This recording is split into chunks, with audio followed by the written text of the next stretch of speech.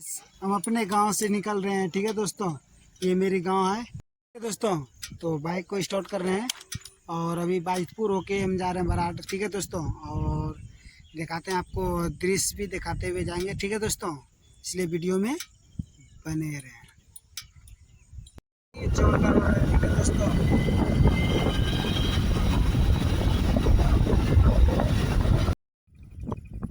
इतना भर जाता करने की बात नहीं, सब डिस्को डांस खत्म हो जाता है इस जगह आके मोटरसाइकिल वाला का। ठीक है दोस्तों, ठीक है दोस्तों, हम आपको से बड़ा और आज का जो वीडियो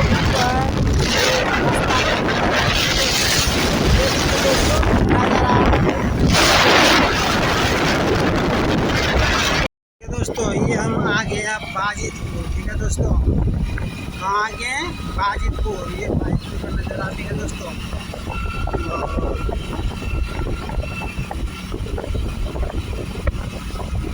ये अभी हम आ गए अभी बाजितपुर। ठीक है दोस्तों, अब यहाँ से निकलने वाले हैं। ठीक है,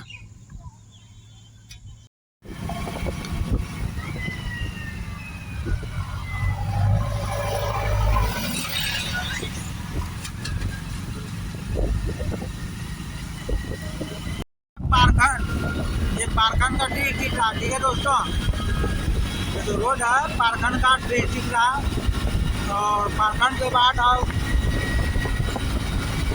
आ जाएंगे बाराहाट।